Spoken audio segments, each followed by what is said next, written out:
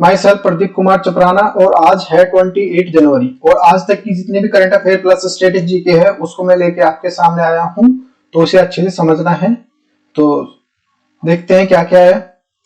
हमारा फर्स्ट है, ये हमें दिख रहा है कि ये ग्रीन एनर्जी कॉरिडोर, उसके बारे में समझेंगे। ये हमारा सन है और ये इस तरह से लगी हुई है, सोलर प्लांट्स लगे हुए हैं, तो ये किस तरह से हमारे इन्वायरमेंट के लिए भी इको फ्रेंडली है, इसको समझेंगे। ग्रीन एनर्जी कॉरिडोर क्या होता है? हरित गलियारा बहुत इंपॉर्टेंट है अपने आप में। ये देखो, ये सोलर प्लांट लगे हुए हैं और ये हमारी जो पंचक्की विंड एनर्जी के लिए लगी हुई है, और देखो इस तरह से भी है। इसका यूज करके सोलर का और इनका विंड एनर्जी का यूज करके हमें इलेक्ट्रिसिटी जनरेट करनी है, बहुत ही इंपॉर्टेंट है। और ये इसको फिर ट्रांसमिशन करना है लाइंस के द्वारा, जो वायर्स के द्वारा, सब स्टेशंस। देखते हैं क्या क्या है, अच्छे से देखना है, अच्छे से समझना है कि एक चीज को। ग्रीन एनर्जी कॉरिडोर, इस परियोजना का उद्देश्य है ना, प्रारंभिक जो सौर ऊर्जा, पवन ऊर्जा, उनको नवीकरणीय ऊर्जा में उत्पादित करके सिंक्रोनाइज करना है। क्या हुआ इसका मतलब? अब देखो, जैसे कोल है, हम कोल से जो इलेक्ट्रिसिटी जनरेट कर रहे हैं, उसका ये प्लांट हो गया। अब इस प्लांट से हम जो हमने बनाई विंड एनर्जी से ले रहे हैं। विंड एनर्जी सपोज करो जहां पे विंड ज्यादा है, तमिलनाडु वगैरह उधर जो वहां पे, और दूसरी तरफ एक ये है हमारा, यहां से हम ले रहे हैं सोलर एनर्जी वगैरह, जो सोलर के जो पैनल्स लगा दिए। अब इन दोनों को, एक तो ये होगा हमारा जो हम कोल से बना रहे हैं इसमें, और एक ये हो गया। तो इस वाली जो इलेक्ट्रिसिटी में है ना, इसमें सोलर को भी जोड़ दें और विंड को भी जोड़ दें, और इसको सिंक्रोनाइज करके वो ट्रांसमिशन करके जो पोल्स है उनके थ्रू या इस तरह से उसको आगे ले जाना, सब स्टेशन बनाते हुए।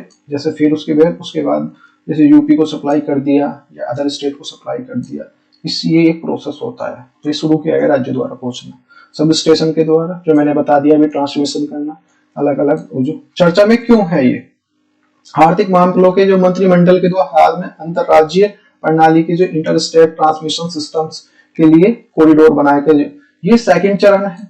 अब ये सेकंड चरण है, तो पहला चरण क्या है उसको भी समझना है हमें। परियोजना का पहला चरण क्या था? इसमें जो 8 नवीनीकरण जो ये थे स्टेट, इनको जोड़ा गया था। तमिलनाडु हो गया, कर्नाटक हो गया, आंध्र प्रदेश हो गया, महाराष्ट्र हो गया, हिमाचल प्रदेश और मध्य प्रदेश, इनको जोड़ा गया। इसका लक्ष्य क्या है? 2022 तक है ना, अक्षय ऊर्जा को उत्पन्न करना है, और इसमें जो 22,600 मेगावाट एमपी जो एमवीए सब स्टेशन और ट्रांसमिशन लाइन को बनाना है। इसके लिए कृषि जो भारत सरकार का अनुदान है वो 20% है, भारत सरकार 20% दे रही है। और KfW बैंक है जो जर्मनी का है, वो बाकी वो लगा रहा है, वो स्टेट भी है। परियोजना का द्वितीय चरण में जो एनर्जी कॉरिडोर का चरण है 2021 से और 2022 से चलेगा ये, और ये 2025-26 तक लागू किया जाएगा। इसमें 2030 तक है ना, हमें एक लक्ष्य रखा है नवीनीकरणीय ऊर्जा का। दूसरे चरण में परियोजना में कौन कौन से हैं? गुजरात हो गया, हिमाचल प्रदेश हो गया, कर्नाटक हो गया, राजस्थान, तमिलनाडु और हमारा उत्तर प्रदेश।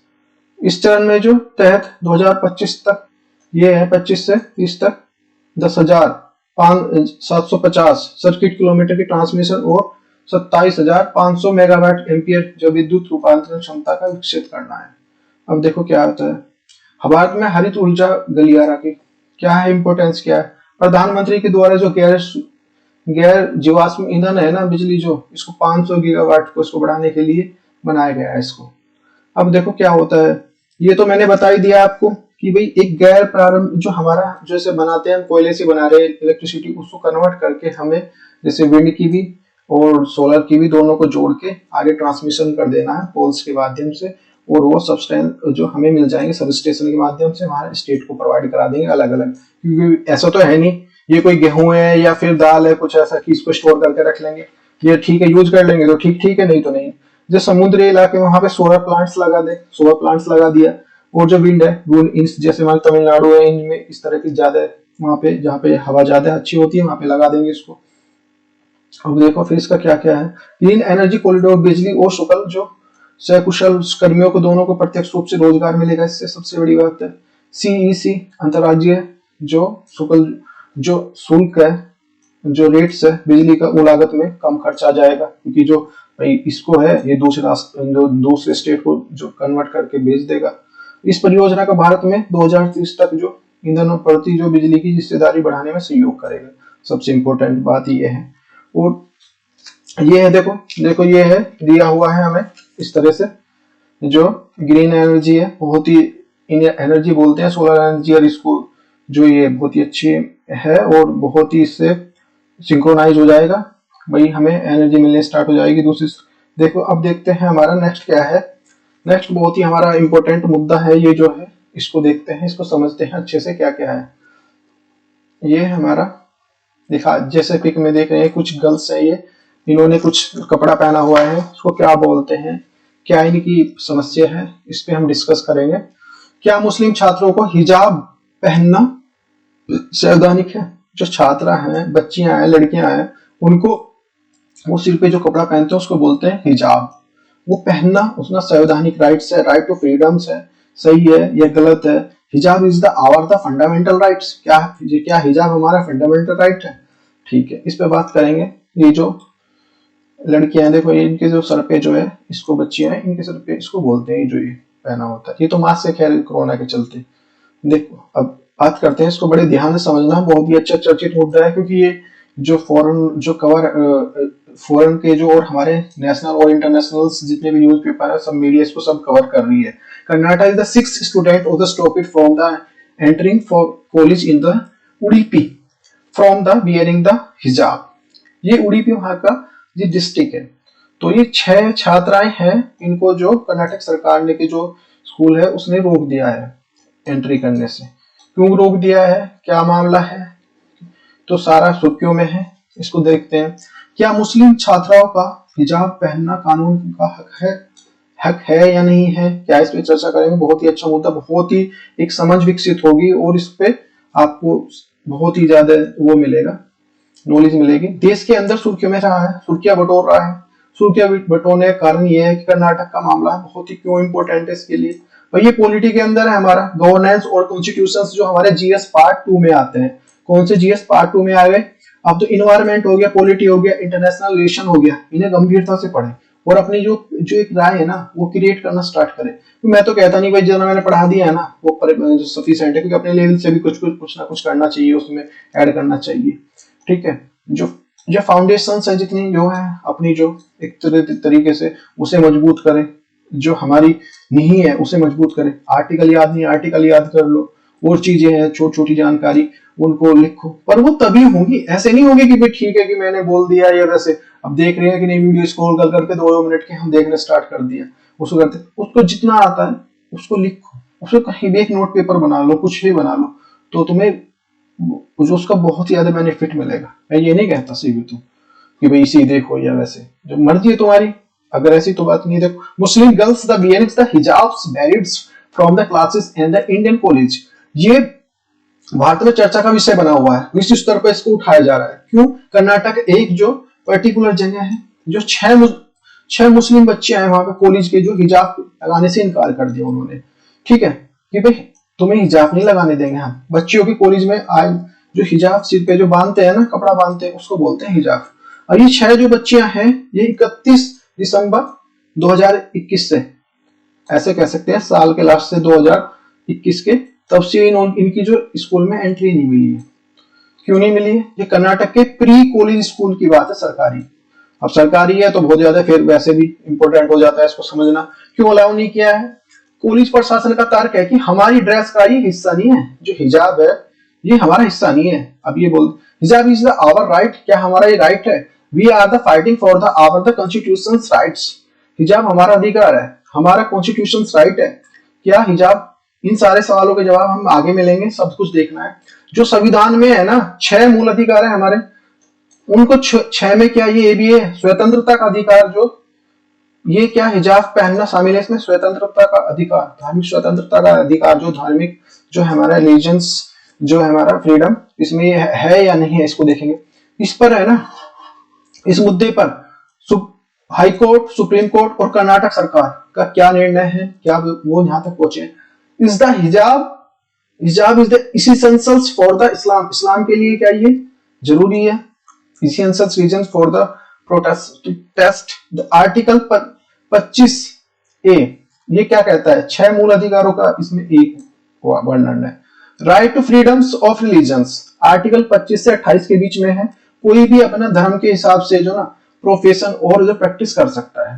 ठीक है, धर्म की पहचान के रूप में बहुत सारी चीजों में की गई है। कैसे कैसे की गई है भी देखो, पंडित जी है कोई पहचान है तो उसको मालाधारी हो, तिलकधारी हो, इस प्रकार कर सकते हैं।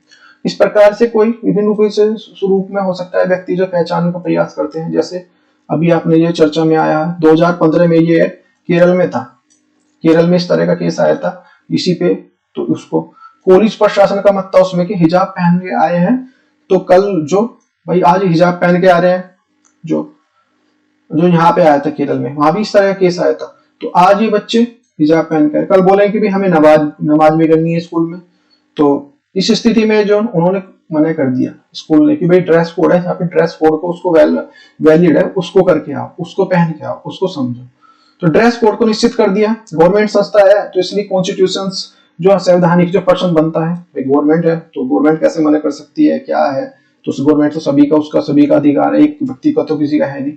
फिर कोई भी व्यक्ति है कहेगा कि भाई अब तो चलो ये ठीक है मुस्लिम है, तो हमारे मुस्लिम भाई है, कल को ये बोलेंगे कि भाई हिंदू है तो मेरा चलो कोई स्टूडेंट है कि मेरा जी हनुमान जी में, तो हनुमान जी में मेरी आस्था है, हनुमान जी को मेरे जो हनुमान चालीसा का मन वो हो गया, मेरा टाइम हो गया, मैं इसको पढ़ने का मेरे को हनुमान चालीसा पढ़नी है, तो क्लास में बैठकर हनुमान चालीसा गाना स्टार्ट कर देगा। अब सरकारी स्कूल है, सरकार ने कहा कि अब सरकार कहती है कि ब्लू शर्ट है वो खाकी पैंट पहन के आओ। ये कुछ एग्जाम्पल बता रहा हूँ मैं किस तरह से हो सकते हैं। मैं पंडित हूँ, सपोज करो मैं पंडित ठहरा, तो एक भगवा वस्त्रधारी जो पहन के आ जाऊंगा, वो क्लास में ना बड़े बड़े बाल इस तरह के रखूं कि भाई मैं पुजारी हूँ, पुजारी जैसे चोटी रखते हैं, या दाढ़ी है, दाढ़ी रखना स्टार्ट कर दूं जिस तरह से रखते हैं, तो उसमें जो पर्सन आ जाएगा कि धार्मिक अभाव के चलते हुए ना स्कूल की जो व्यवस्था है वो बिल्कुल लड़खड़ा जाएगी, क्योंकि कुछ वही नहीं, सब अपनी अपनी अलग अलग उसमें जाएंगे कि अपने अपने उनके तार का सब दे रहे हैं। ऐसी स्थिति में किसी विद्यार्थी को यह नहीं कह सकते। अब देखो कोई शादीशुदा है, सपोज करो हमारी बहन या कोई महिला है, तो अगर सपोज करो उसका एडमिशन हुआ, ये पढ़ने गई है, ठीक है, अब गई है, वो कह सकती है कि नहीं मेरी सासू माँ है, अब उसके अलग निकल रहे हैं मत कि वो इतनी चूड़ियां पहन के आनी है, भाई तुम्हें इतनी चूड़ियां पहन के भी जानी है, वो चीज जो ढककर जाना है होता है। जैसे मान लिया कुछ जो हमारे जो पुराने विचारों की रहती हैं तो महिलाएं, तो उनको उनकी सास बोल रही है कि नहीं भाई आपको चूड़ियां है जो इतनी इतनी चूड़ियां पहन के जानी, सपोज करो 10 या 20 या पूरा हाथ भर के पहन के जाना है इस तरफ से। एक जब स्टार्टिंग में शादी होती है थोड़ा सा रहता भी है, और सिर ढक के जाना है, सिर में बैठना चाहिए, इस तरह की जो, तो कॉलेज आपको कहेगा कि भाई कॉलेज में यूनिफॉर्म में आना है, अब तो विवाद छिड़ जाएगा भाई, ठीक है, तो सबकी, क्योंकि भाई एक हिंदू अलग कह रहा है, वो अपने रिलीजन को अलग मान रहा है, सिख कल को अलग कहेगा कल।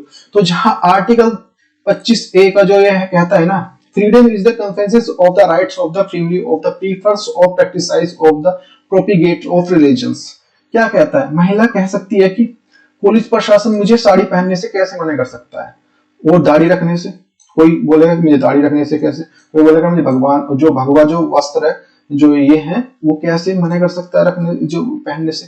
ये यथार्थ पर्सन आ जाते हैं। अब इसके लिए कॉन्स्टिट्यूशन से वैलिडिटी को चेक करना होगा, भाई सारे पर्सन के आंसर वहीं से तो मिलेंगे कि हमें संविधान में क्या है, उसी को तो फॉलो करते हैं हम। अब देखते हैं क्या है, ये पॉइंट वहां से वैलिड है, और अगर ऐसा हुआ ना तो आप जो स्कूल में ना कोई जो यूनिफॉर्म चलेगी, यदि ये हुआ तो यूनिफॉर्म भी नहीं चलेगी, कुछ चलने वाला है नहीं, सब अपने अपने तर्क लाएंगे, आ रही है सब अलग अलग आ रहे हैं।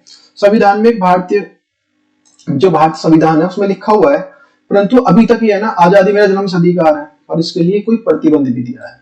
क्या है प्रतिबंध? Government can be regulate it on the ground of the public order, कानून व्यवस्था के नाम पर इसे रेगुलेट कर सकती है, जो मोरालिटी नैतिकता के आधार पर, और हेल्थ व स्वास्थ्य के आधार पर। यदि कोई गवर्नमेंट चाहे तो ना नैतिकता और स्वास्थ्यता के नाम पर कानून को जारी कर सकती है। अब देखो, यदि कोई ऐसा है किसी व्यक्ति को हिजाब पहनने में रोका जा सकता है, क्योंकि कर्नाटक में है ना हिजाब पहनने से प्रतिबंध किया गया, तो पर्सन बनता है क्या है, right to freedom of rights, क्या हमारे हैं जो इसके दायरे क्या है, पर्सन जो आगे पढ़ रहे हैं, जो इस प्रकार पढ़ते पढ़ते है ना, ये पर्सन चलते चलते जो जो केरल हाई कोर्ट में का मामला पहुंच गया, अब केरल में पहुंच गया, कर्नाटक में भी है, केरल में भी था, ठीक है ना। दोनों में यहाँ पे मामला, यहाँ पे केरल में आया था, 2015 में आया था। तो वहां पे जो चेक करी गई, क्या किया गया वहां पे, उसी को आधार मान रहे हैं, क्योंकि उसी के आधार पे एक स्टेट का दूसरे स्टेट वो ऑर्डर फॉलो कर लेता है यदि बात, नहीं तो फिर सुप्रीम कोर्ट में भी जाता है। तो सुप्रीम कोर्ट में भी गया था ये, तो उसको भी देखेंगे क्या क्या है, देखो क्या होता है। अब चेक किया गया भाई कि हिजाब पहनना किसी धर्म के अंदर जो कॉन्स्टिट्यूशनली जरूरी है या नहीं है, संवैधानिक हिस्सा है नहीं है। Is the hijab is the essential for the Islam, इस्लाम के लिए कि जरूरी है ये, ठीक है ना, पहनना आवश्यक है। केरल हाई कोर्ट में 2015 में इसका क्या क्या कहा था इसने, जो हमारी जो हाई कोर्ट थी जो केरल की, उसने क्या कहा था, कुरान का इसका जो पढ़वा कर मोहम्मद से अच्छे से एग्जाम कराएगा इस तरह से कि भाई, तो इसके अंदर कुछ बातें लिख कर आई हैं, उसको तो समझते हैं, बड़े अच्छे से समझना है, बहुत इंपॉर्टेंट है। It's the wearing of the हिजाब is the long sleeved dresses of the essential for the faith of the Muslim woman. It held to the analysis of this is the so that is the coverings of the head of wearing of the long sleeved dresses is the religion's data.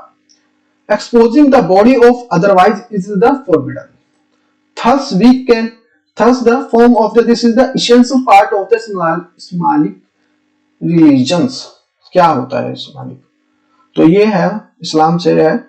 तो महिलाओं को जो शरीर दिखाना जो प्रतिबंध है इसमें बोला गया इसमें, अब इसके लिए प्रतिबंध है, तो इसके लिए शरीर को ढकना, लॉन्ग स्लीव्स जो ड्रेस पहनना, और ये सब बनाया। अब ये पहना गया, ये इसेंशियल बना तो बन गया, अब इसेंशियल बन गया तो ये फंडामेंटल हमारा राइट बन जाता है। ध्यान रखना, बहुत इंपॉर्टेंट बात है, कैसे बनता है, कैसे पार्ट बन गया। अब ये कोर्ट ने नोटिस किया, यदि ऐसा होता है ना तो लॉ ऑफ पब्लिक ऑर्डर तो खराब होने इससे वाला है ही नहीं भाई, कि कोई ढक के आ रही है, सपोज करो हमारी जो बहन या कोई स्कूल में जो जा रही है, तो उससे तो ऐसा तो है नहीं, इससे कुछ प्रॉब्लम हो जाएगी। अब देखो ये केरल ने कहा था, कर्नाटक की बाद में आएगी, कर्नाटक में भी चल रहा है, वहां पे आ चुका है। तो ना कि हेल्थ के जो फंडामेंटल राइट खराब करता है, ये तो ना केरल की बात है, कर्नाटक में क्यों गई। जब केरल हाई कोर्ट जो केरल सरकार है वो कह रही कि आगे इस पर कानून बनाएंगे हम, अब कानून बनाएंगे तो एक स्टेट का जो हाई कोर्ट है दूसरे के जो निर्णय को फॉलो करता है, तो लॉ ऑफ कंसीडर कर लेता है इसे।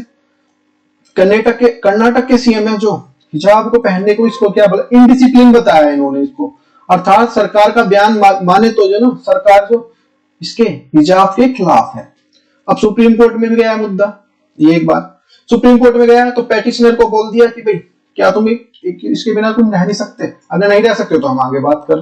तो वहां पे ये मतलब इसके बारे में सुप्रीम कोर्ट ने कोई भी है ना रूलिंग अभी कोई आई नहीं है। अब देखो फिर क्या होता है, आजकल जैसे एग्जाम होते हैं ना, गहन बहुत अच्छे से चेकिंग होती है। अब कोई कान में हेडफोन तो नहीं लेके जा रहा या कुछ नहीं।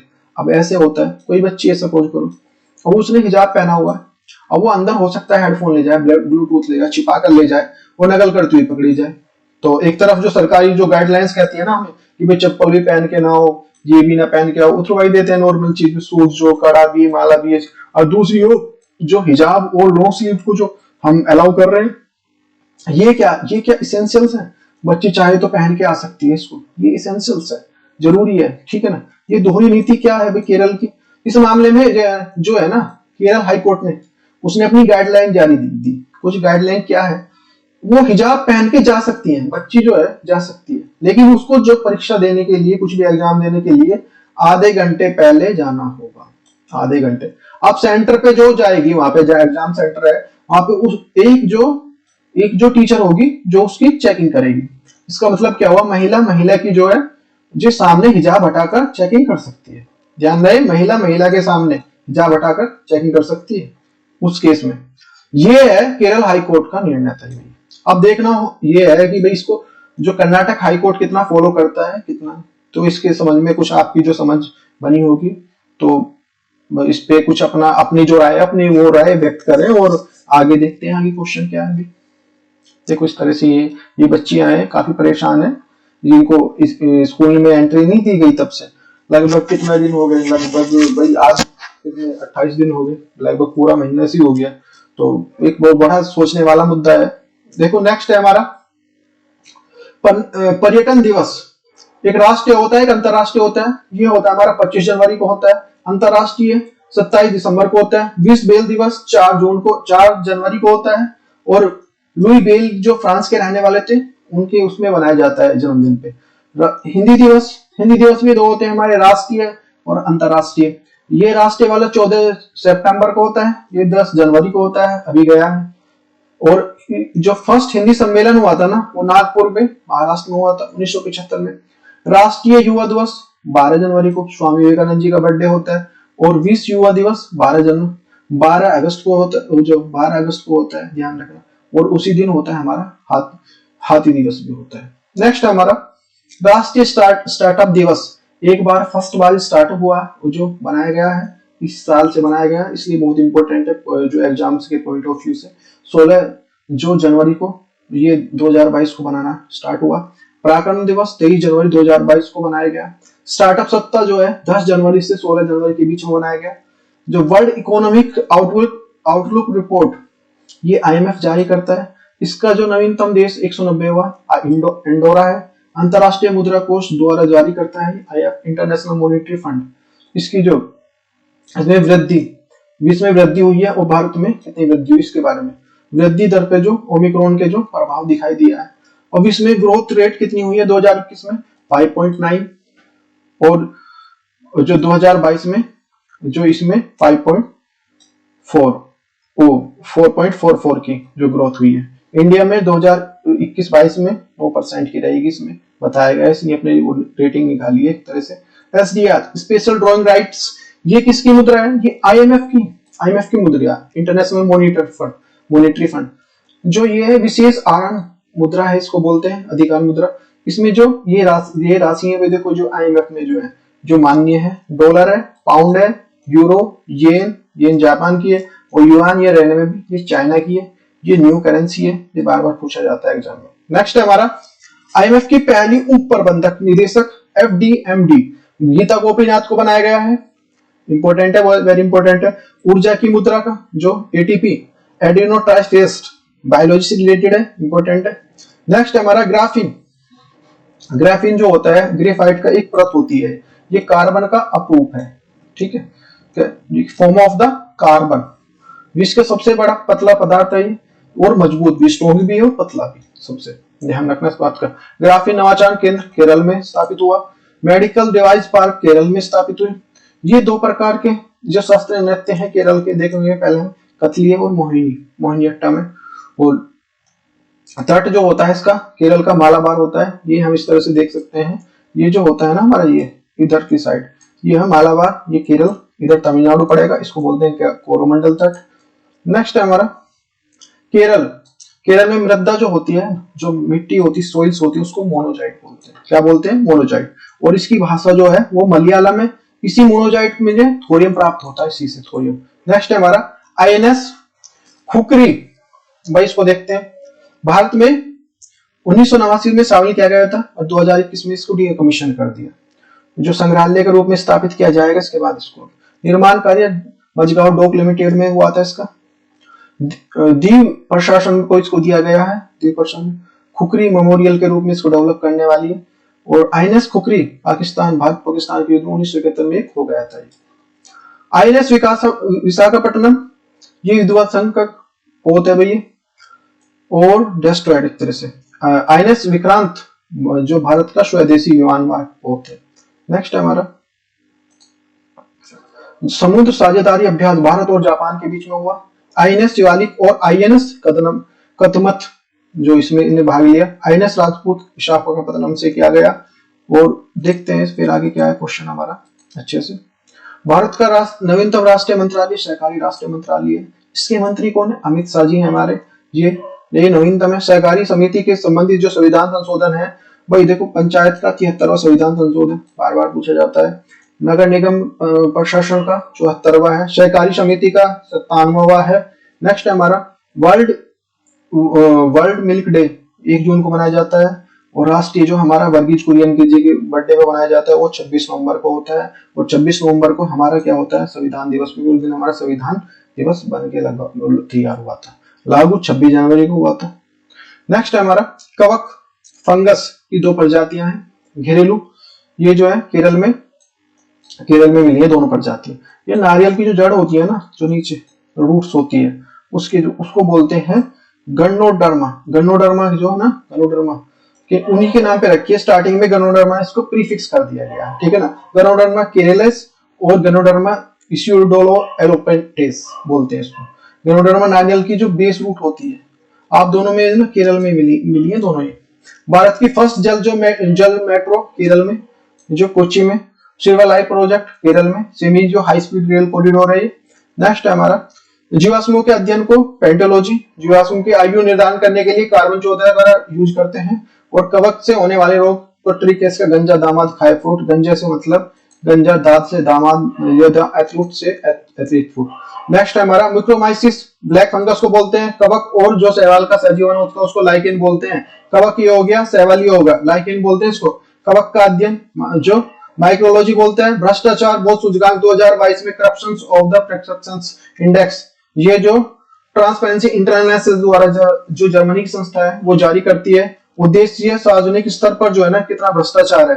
फर्स्ट नंबर पे इसमें डेनमार्क है, यानी कि वहां पे 0 है, एक तरह से बहुत कम है यार, वैसे कह सकते हैं। भारत का जो रैंक है इसमें 85 पे, पहले लास्ट ईयर 86 थी। पाकिस्तान की हमारी 140 है। ग्लोबल 100 इंडेक्स 2021 में 101 है भारत की।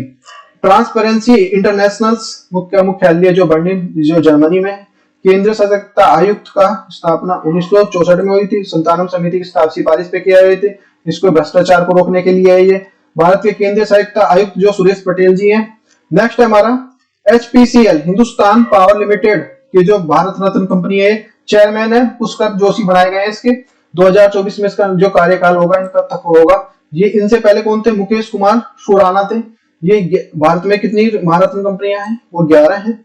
नेक्स्ट है हमारा ONGC oil and the natural gas company. ONGC जो महिला मुख्य बनाई गई है, इनकी प्रमुख बनाई गई है अलका मित्तल। रेलवे बोर्ड के नए चेयरमैन VK त्रिपाठी। भारत की नवीनतम महारत्न कंपनी जो है पावर ग्रिड फार्म जो लिमिटेड को बनाया गया है। ओपेक का मुख्यालय वेनिया कहाँ है? डेन्यूब नदी के ऑस्ट्रेलिया में है। इफ्को के नए जो अध्यक्ष हैं दिलीप जो शाहनी है।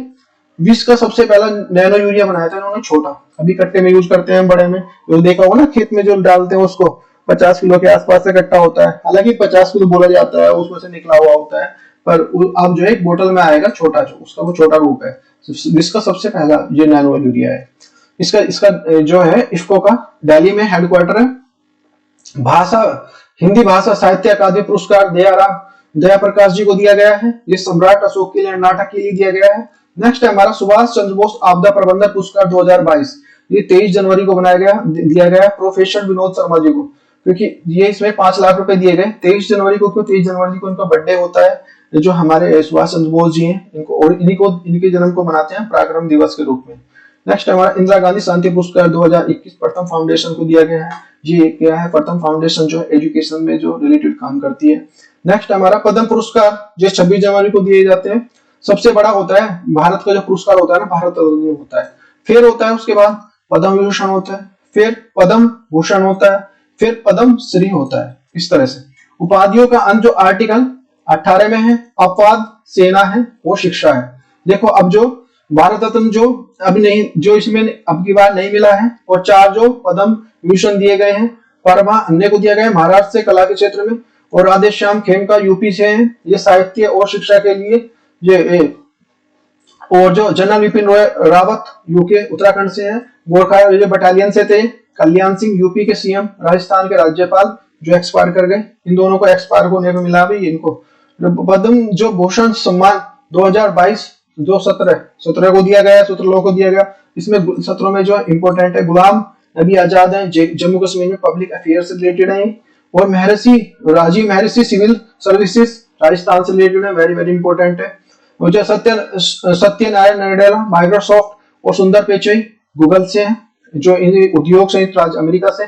साइरस पुणे वाला serum institute of the India Pune से रिलेटेड है, और कोविशील्ड वैक्सीन यहीं से।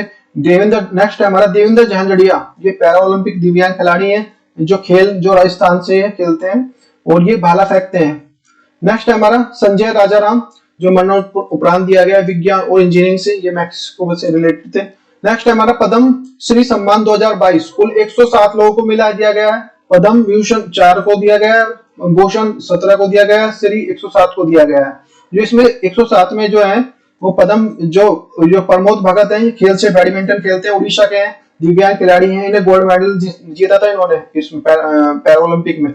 और नीरज चोपड़ा ने टोक्यो ओलंपिक में क्या जीता है, गोल्ड जीता है। इनको खेल हरियाणा से गोल्ड मेडल भी जीता है इन्होंने। ये जो एक 87.5 मीटर का भाला फेंका, वो 7 अगस्त को मनाया जाता है जो भाला दिवस। नेक्स्ट हमारा वंदना कटारिया, साउथ अफ्रीका के खिलाफ इन्होंने हॉकी में हैट्रिक लगाई है, तो वंदना कटारिया को दिया गया। उत्तराखंड सरकार की जो बेटी बचाओ बेटी पढ़ाओ की ब्रांड एम्बेसडर है वंदना कटारिया। नेक्स्ट हमारा खेल जो है हॉकी है इनका, उत्तराखंड में बेटी बचाओ बेटी ये एम्बेसडर है, ब्रांड एम्बेसडर है। नेक्स्ट हमारा अवनी लखेरा, ये पैरा खिलाड़ी है, ये भी पैरा ओलंपिक की खिलाड़ी है, ये दिव्यांग खिलाड़ी है, शूटिंग से रिलेटेड है, स्वर्ण जो जीत कर लाई है ये। नेक्स्ट हमारा सोनू निगम को, ये सिंगर है, ये कला के क्षेत्र में, आर्ट के क्षेत्र में ये है, महाराष्ट्र से रिलेटेड है। नेक्स्ट हमारा जो है हमारा जो गणतंत्र दिवस की परेड होती है ना, इस बार कोई शामिल नहीं हुआ। कहां से, मध्याई देशों से, तान के नाम से ना, कजाकिस्तान, जो इस तरह से ये सारे जो ये आने थे, ये 5 आने थे, वो नहीं आ पाए इसलिए क्योंकि कोरोना चल रहा है कोरोना। नेक्स्ट है हमारा होलोग्राम रिलेटेड, नेताजी सुभाष चंद्र बोस की जो मूर्ति का अनावरण किया गया, वो कहाँ किया गया है, लगाई गई है, पीएम नरेंद्र मोदी जी ने लगाई है, इंडिया गेट पे लगाई है। और इंडिया गेट की नई दिल्ली में लगाई गई है, पराक्रम दिवस पे लगाई गई है। 23 जनवरी को उनका बर्थडे, उनके 125वीं जयंती पे लगाई गई है। इसकी जो मूर्ति की जो ऊंचाई है ना 28 फीट और 6 फीट चौड़ी है, और ये ग्रेनाइट की है। अभी ग्रेनाइट से रिप्लेस हो जाएगा हमारा जो ग्रेनाइट की आएगी, बन रही है, उसके जो होलोग्राम की है अभी, ठीक है ना, इसमें रिप्लेस हो जाएगी फिर। नेक्स्ट है हमारा नेशनल गर्ल्स डे, NGCD, ये है 24 जनवरी को मनाया जाता है। ये 1966 के कारण क्या है, 1966 में है ना पहली बार जो प्रधानमंत्री इंदिरा गांधी जी ने शपथ ली थी, जो हमारी पहली जो सर्वप्रथम पीएम है, ये जो लेडीज में, गर्ल्स जो फीमेल में, तो उसकी वजह से मनाया जाता है। ये जो बनाता कौन है इसको, महिला एवं बाल विकास मंत्रालय बनाता है। इसके मंत्री कौन है, जो है हमारी है स्मृति ईरानी जी है। नेक्स्ट है हमारा, ये हमारे चोपड़ा साहब है, जो हमारे नीरज चोपड़ा, इनको मेडल मिला है। तो ओलंपिक नीरज चोपड़ा, ओलंपियन नीरज चोपड़ा जो है, ओलंपियन नीरज चोपड़ा, इनको पद्मश्री दिया गया है, अति विशिष्ट सेवा पदक दिया गया, ABCM से सम्मानित किया गया है, आर्मी ऑफिसर को द्वारा दिया जाता है, आर्मी स्कोर को दिया जाता है। नीरज चोपड़ा जो भारतीय सेना में क्या है, सूबेदार है। ये 2016 में नायक सूबेदार के सीधे प्रवेश लिया था इन्होंने, और ये 4 राजपूताना राइफल्स में दाखिला लिया इन्होंने। नीरज चोपड़ा देखो, ये देख सकते हैं, ये नीरज चोपड़ा जी। और जो नीरज चोपड़ा जो फर्स्ट गोल्ड मेडल जीता इन्होंने, वो ट्रैक और फील्ड में एथलीट है, ये ट्रैक और फील्ड में सबसे, क्योंकि इनसे पहले उसने जीता था, जो गोल्ड तो जीता था इंडिया ने, लेकिन वो अभिनव बिंद्रा ने, लेकिन वो शूटिंग में जीता था, वो ट्रैक पे नहीं है। 2018 में अर्जुन पुरस्कार जो इनको मिल चुका है नीरज चोपड़ा को, और 2020 में इन्हें विशिष्ट सेवा पदक VSM मिल चुका है। राष्ट्रीय भाला फेंक दिवस 7 अगस्त को मनाया जाता है। ब्रांड एम्बेसडर है ये टाटा, AIA इंश्योरेशन, गुड्स डॉट के, जो भी मैंने बताया था, ये भी एक तरह से नॉन वेज जो है अंडा, इस तरह से उसमें जो डील करती है। गुड डॉट्स में जो CGFI के जो sportsman of the year award 2021 चुना गया है इनको। नेक्स्ट हमारा स्विगी जो है food delivery, OYO hotel company है, और ड्रीम 11 और जोमेटो, इनको पीछे कर दिया है इसने स्विगी ने। ये डेनमार्क जो डेकाकोन कंपनी बन गई है। डेकाकोन कंपनी का क्या मतलब होता है, जो मार्केट जो एवोल्यूशन है ना उसका 1 मिलियन से ज्यादा है, उसको बोलते हैं। नेक्स्ट हमारा प्राजक्ता कोहली जो यूट्यूबर है, वो इनको भारत के जो पहला UNDP यूथ क्लाइमेट चेंज बनाया गया। तो